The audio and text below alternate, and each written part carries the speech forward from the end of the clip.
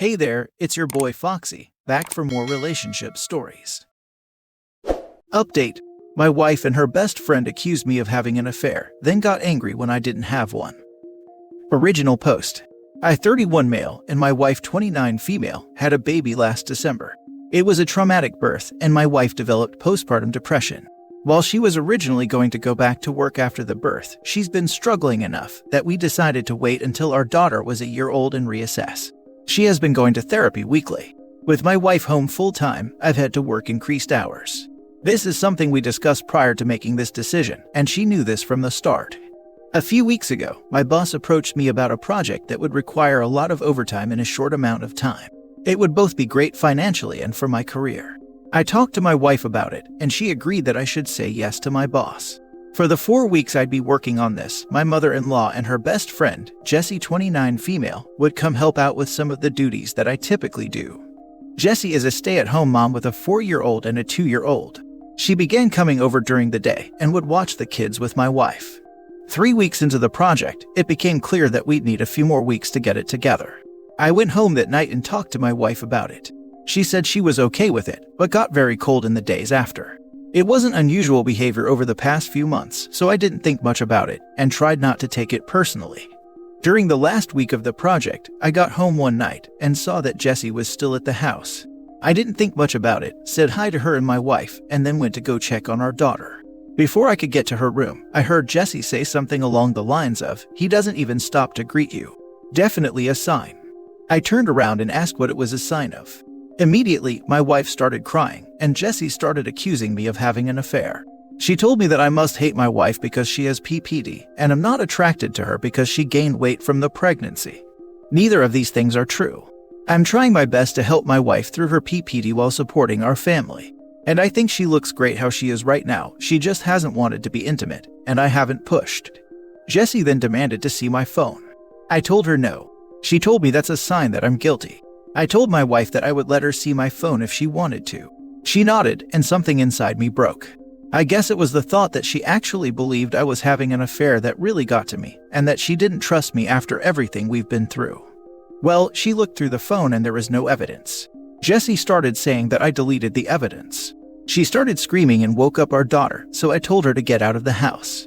Eventually she left, and I went to calm our daughter since my wife was still on the couch crying. When my daughter was asleep again, I sat down by my wife and tried to talk to her about what's been happening. She told me that she's been worried ever since I started working all the overtime. I told her that we'd talked about how good of an opportunity it was, and she agreed to letting me take on this project. She said it was very suspicious to increase the length of the project. I told her that sometimes that happens. She wanted more evidence, so I showed her messages and emails with timestamps from work and pay stubs showing the overtime. She said she believed me and was sorry for doubting me. It was just that Jessie had been telling her that these were all signs that I was cheating. I asked her why she believed Jessie more than me and why she didn't come to me with her concerns. She didn't have a real answer. It's been a couple weeks and the project is over. I actually scaled back and am trying to work a little less than I was before the project so I can spend more time with my wife and daughter. But I feel so burnt out trying to do everything and becoming resentful because in the back of my mind, I know that my wife doesn't trust me. I ask myself, what happens the next time I have a project? Or I have to run errands one day? Or if I have a business trip? Am I going to come back every time to accusations that I'm cheating? I've tried bringing it up a couple times, but my wife tells me it's not the time and that she's tired or sad. I try to be mindful of her feelings, but I wonder if that means that I can never have any of my own. I'm not sure what to do here. Any advice for how I can move forward? Now for the top advice before reading the update. You need couples therapy and to ditch Jessie. I agree with this. This is a horrible friend to your wife. She needs therapy. I've had PPD, and it's the most horrible mental experience, and if you guys don't get help and disconnect from this Jessie person, she may try something worse. Best of luck. I'm wondering why Jessie was around so much in the first place, and if there are any alternatives. It sounds like Jessie path of least resistance herself into wife's home. Wife is probably lonely and needs another adult to talk to. I'm curious if she can join a group, maybe for new moms, or maybe just a general hobby group to help her stay grounded and socialized. She's in an incredibly vulnerable place right now. I'm glad she came around, and it makes sense that OP is hurt by this. Both of them could probably benefit from axing Jessie, replacing her with some good influences, and taking some time to reconnect. This is a horrible situation, made worse by your wife's friend, who is possibly projecting her own relationship issues on you guys. I would go to couples counseling and keep reassuring your wife that you love her. Depression makes you think crazy things. I hope the best for you. This sounds to me like Jessie is projecting onto your already very vulnerable wife. I'm happy to hear your wife is already seeing a therapist and totally agree that couples counseling is important.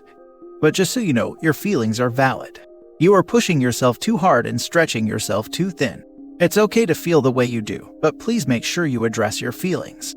Don't bury them because it's not the right time. It won't ever be the right time, which is where couples counseling can come in to help force the conversation. You sound like a wonderful husband, and your wife sounds like she is pretty great too, and hopefully with some help, you'll be back to your new normal with your little family.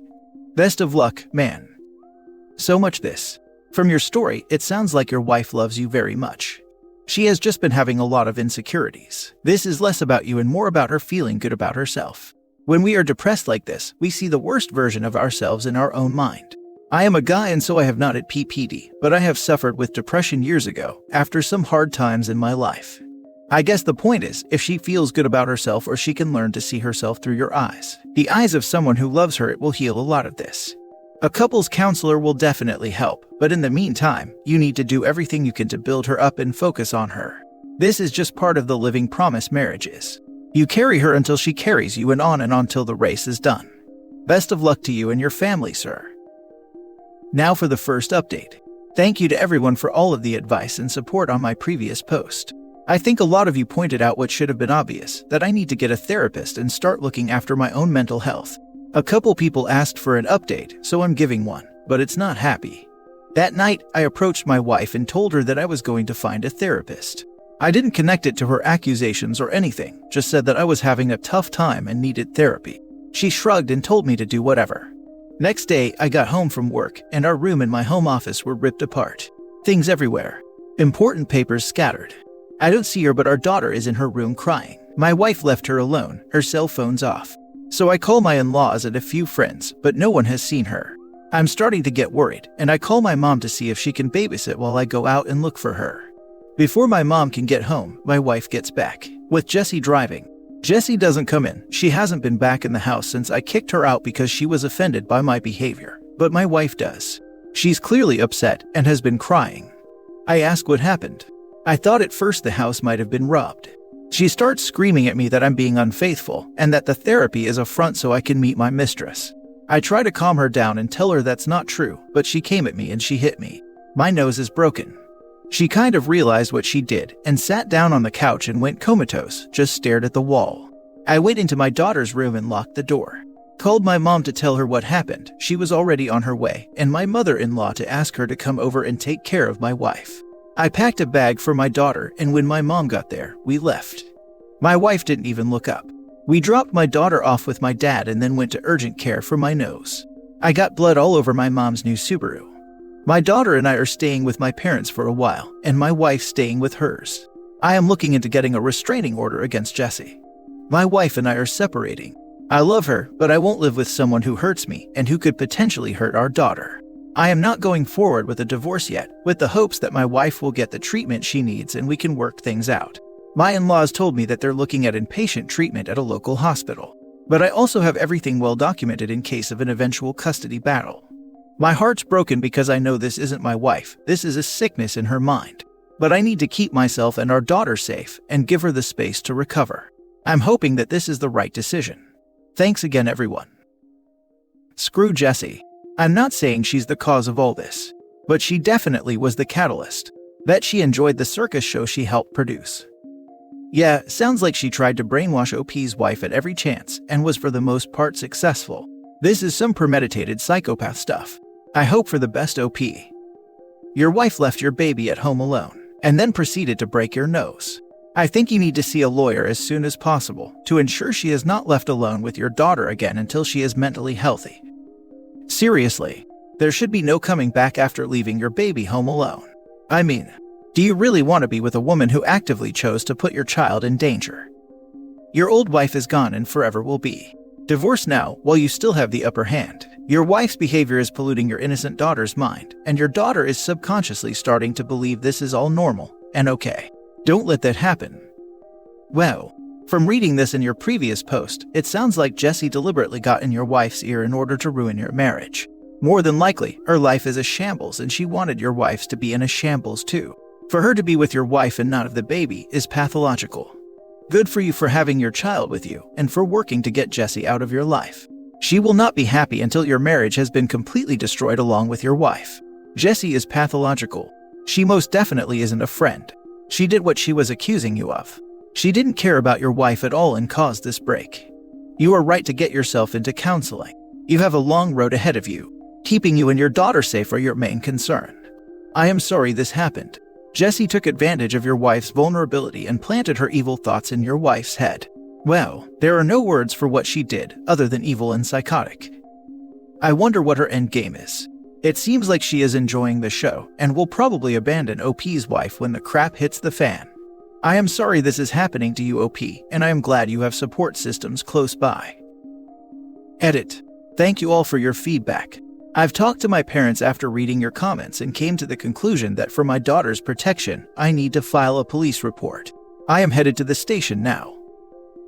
Now for the second update a week later. My wife passed on early Monday morning. Convinced by her friend Jessie that I was having an affair that I did not have, she had a mental break, which resulted in my taking our infant daughter and staying with my parents for a while. She was with her parents, who planned on taking her to the hospital for inpatient treatment on Monday. On Sunday night, she came to my parents' house and demanded I give her our daughter. Because she had left her alone for several hours the last time she was responsible for her and had gotten physical with me, I refused. I offered to let her come in and spend time with her while my parents and I were present, but she didn't want to come in and wanted to take our daughter with her. She was upset but left eventually. A few hours later, she drove her parents' car into a tree and died. The friend, Jessie, came to see my daughter and me yesterday. After some tears, she told me that she was planning to speak at my wife's funeral. She had already cleared it with my in-laws, but was letting me know as a courtesy. I told her she would not be speaking at the funeral. We fought, and she left after telling me that I was a jerk and not the only person who loved my wife. I talked to my in-laws who were adamant that Jessie be allowed to speak. She and my wife knew each other since they were kids, and my in-laws are close to her. We're all very fragile right now, and I fear that pushing this further would hurt my relationship with my in-laws, which I don't want. Still, the thought of seeing Jessie up there at my wife's funeral makes me feel sick. I don't think I can stand to listen to her, knowing that she took joy in my wife's deteriorating mental health and picked up my wife, leaving my daughter home alone. That being said, I don't trust myself to make the best decisions right now. My mind's clouded by grief, guilt, and fear. My parents are split on what to do, and I don't have the energy to reach out to my friends. So, I'm coming here again to ask for your advice. Thank you. Do they know what went down? They do, to an extent. They know she accused me of an affair and was with my wife while our daughter was alone. I don't think they understand the extent it went on. They said that they don't really want to hear anything about it, since they've already lost their daughter and don't want to lose Jessie too. If you don't want Jessie in your life, even peripherally, you're going to need to tell your in-laws that they can keep her or keep you and their granddaughter, but not both. And they need to hear the true extent of Jessie's involvement. They're doing their daughter's memory a disservice. Jessie's drama already got one person killed, and she's not done yet. I'm glad Reddit convinced him the wife was a danger to his child. It is tragic enough that one person died in that car. A few years ago, I was caring for the child of a self-harming person for a few weeks while she was in a care facility. When she got out, she was staying with me and acting erratic. She snapped and got scary. She stormed out of my house and sped away in her car. When she came back, I refused to allow her to take her child away without her husband present. To this day, she says I kidnapped her child, and she hates my guts. The relationship is over, but I would do it again because I was certain she'd end herself and the child by getting in an accident. All I could think was that I had to protect the baby. As a father of 2, 3 and under, I've read this and been wondering how I would describe her death to his daughter when she is older if I were in his shoes. What a sad situation. I would say she was very sick. Her brain was telling her things that weren't true, and she lost her fight with it. She was also getting so really bad advice from some of the people around her. It wasn't about loving daughter. Any negative feelings were what she feared she lacked, not anything that daughter lacked. It has to be incredibly hard. I don't envy him this conversation, but I am glad he didn't let his wife take their daughter that night. Yeah. To be honest, I wouldn't even add in about the other people. All that leaves the child with is extra questions that they will eventually want answers to. And honestly, since Jesse is not going to be a part of the girl's life anyway, what would the whole point be in kind of hinting that there's more to the story? And creating this hatred in the daughter's heart that is not going to serve a purpose or have a resolution. If I were OP, I would just share memories of how her mom was before her depression, her interests, talents, quirks, habits, likes and dislikes. Since OP and his wife were married in around 30-ish, I'm making the vague assumption their child was something they planned and wished for. So I'd talk about that too. Make it very clear that OP's wife had love for her and wanted to be her mom. Despite the depression, those were her feelings towards her daughter. Then tell her that after she was born her mom got sick, and she died because of it. Maybe when OP's daughter is an adult, he could talk more openly about the details. But I think for a kid it's enough to know that mom was sick.